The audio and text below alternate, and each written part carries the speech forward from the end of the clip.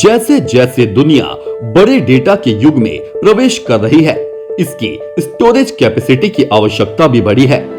2010 तक एंटरप्राइज उद्योगों के लिए ये मुख्य चुनौती और चिंता थी। मुख्य ध्यान डेटा स्टोर करने के लिए फ्रेमवर्क और समाधान के निर्माण पर था।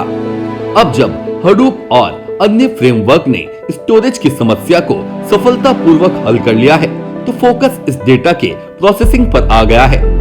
डेटा साइंस यहाँ गुप्त तरीके से काम करता है। हॉलीवुड साई-फाई फिल्मों में जो भी आइडियाज आप देखते हैं, वह वास्तव में डेटा साइंस द्वारा वास्तविकता में बदल सकता है। डेटा साइंस आर्टिफिशियल इंटेलिजेंस का भविष्य है, इसलिए ये समझना बहुत महत्वपूर्ण है कि डेटा साइंस क्या है। डेटा साइंस एक ऐसा अध्ययन है जो व्यावसायिक उद्देश्यों के लिए उपयोग किए जाने वाले डेटा स्रोतों से सार्थक जानकारी की पहचान, प्रतिनिधित्व और डेटा विज्ञान निष्कर्षण से संबंधित है। प्रत्येक मिनट में उत्पन्न होने वाले फैक्ट की भारी मात्रा के साथ उपयोगी अंतर्दृष्टि एक्सट्रैक्ट करने की आवश्यकता है, ताकि बिजनेस भीड़ से बाहर खड़ा हो सके। Data engineers data mining, data munging और अन्य प्रोसेस को सुविधाजनक बनाने के लिए डेटाबेस और डेटा स्टोरेज सेटअप करते हैं। हर दूसरा ऑर्गेनाइजेशन प्रॉफिट के पीछे भाग रहा है, लेकिन ताजा और उपयोगी अंतर्दृष्टि के आधार पर कुशल रणनीतियों को तैयार करने वाली कंपनियां हमेशा लंबे समय तक खेल जीतती हैं। संरचित डेटा सेट, इस डेटा में से अधिकांश विशाल डेटा सेट के रूप में है, जो कि असंरचित है। डेटा वैज्ञानिकों की भूमिका इन असंरचित डेटा सेटों को संरचित डेटा सेट में परिवर्तित करना है। फिर इन डेटा सेटों का विश्लेषण, पैटर्न और रुझानों की पहचान करने के लिए किया जा सकता है।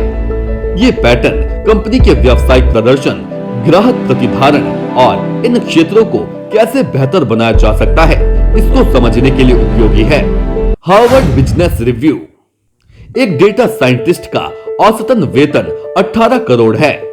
कोई आश्चर्य नहीं है कि हार्वर्ड बिजनेस रिव्यू 21वीं सदी की सबसे कामुक नौकरी है, लेकिन इस क्षेत्र में नौकरी पाने के लिए आपको गणित, सांख्यिकी, कंप्यूटर विज्ञान और प्रोग्रामिंग की गहन समझ की आवश्यकता होगी। इंटरनेट ऑफ थिंग्स उपकरणों का एक नेटवर्क है जो एक दूसरे से जुड़े होते हैं।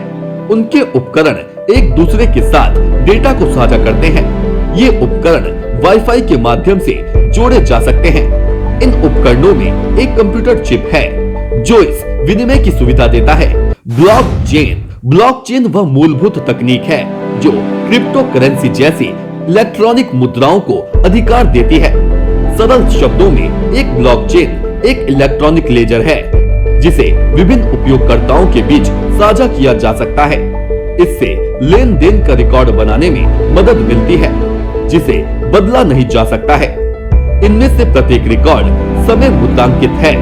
नेशन वन से रमेश मनोड़ी की रिपोर्ट।